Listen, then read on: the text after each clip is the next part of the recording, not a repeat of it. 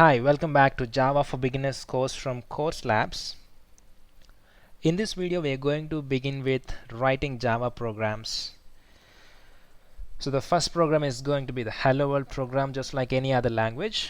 So let's write the Hello World program in Java. So this program is going to print some text to the standard output. So let's get started. Let me first navigate to this current working directory, Course Labs, and I'm going to create a directory for my program. File exists. Alright, let me just create a new directory. I have just deleted my old one. Alright, let's navigate, and if you notice, there are no files currently in this particular folder. So let's create a new Java file, which is helloworld.java. Every Java program should have the extension .java, so I'm just creating a new file with the name helloworld.java as its extension. Alright, so if you notice, I'm using a Vim editor, but if you're using a Windows machine, probably you can use Notepad or any other editor of your choice. So let's start writing this program. Java is an object-oriented programming language, so Java programs usually contain classes. So every Java program should have at least one class. So let me write a hello world class, or let me just make it mobile. I'm just calling my class as mobile. You can just call it anything that you like. And every single Java application should have at least one main method, which looks like this: public static void main, and it contains one argument of type string, and it's an array actually. So which means this particular main method is going to have one argument, and this argument is an array of type string. Perfect. Let's now write a small piece of code to print something onto the standard output. So this is usually be done like this: system.out.println, and within this we can actually provide the text to be printed. So let's say hello world. Perfect. So this is the first program that we have just written. If you notice, we have written a class, and inside which we have a main method, and inside this particular main method we have one single line which is actually printing some text to the standard output. Right, let's save this file and let's see how to run this. Okay, so if you notice, I currently have one file with the extension .java.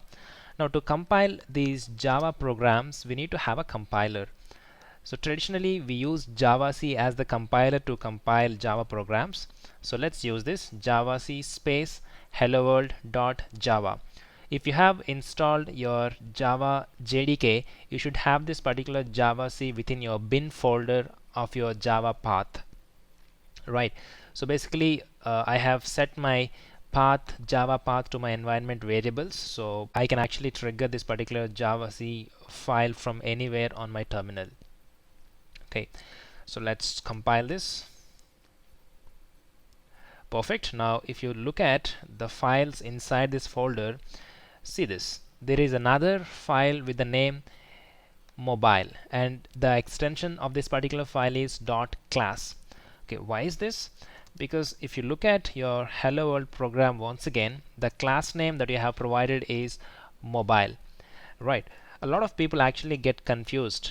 Like, if you name this particular file as helloworld.java, they get confused in a way that the class name also should be hello world. It's not that. Let's try to run this particular file to see the output. So when you run this file, you have to provide the class name rather than the file name.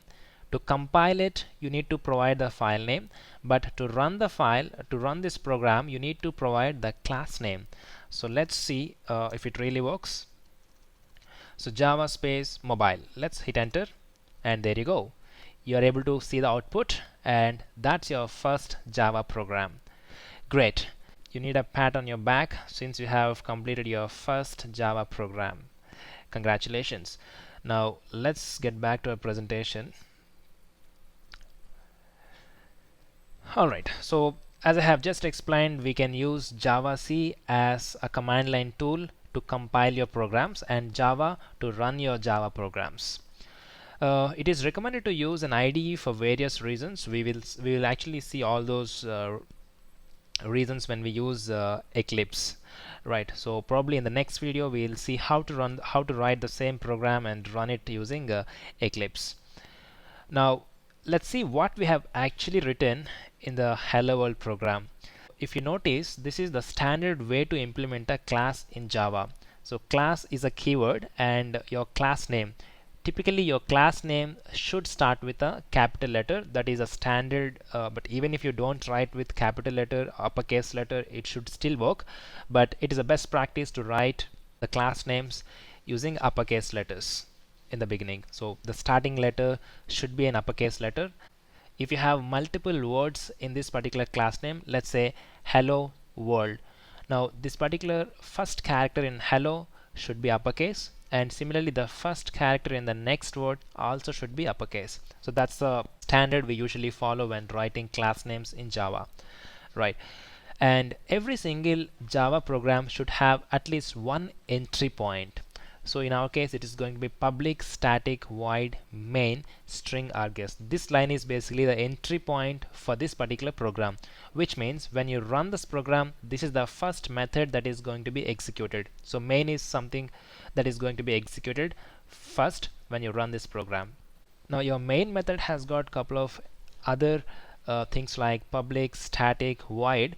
We will actually discuss more about them. So basically void means it is not going to have any return values, and static ensures that this main method is static and there is no need of creating an object to call this. And public keyword makes sure that this main method is accessible publicly. And coming to this argument, it is only single argument, and it is actually an array of elements of type string. So basically this particular string arguments is typically used to provide command line input to this particular program. For example, if you want to provide any user input to this particular program, you can use these arguments so that we can actually use them within the program. We'll see such examples later in this course. Now this particular line makes sure that this particular message is going to be printed. System is a class. As you can see, it is starting with uppercase letter, and println is the method that is actually being used to print this particular message. Right, so this is your first program, and I hope you have enjoyed this video. Thanks for watching. See you in the next video.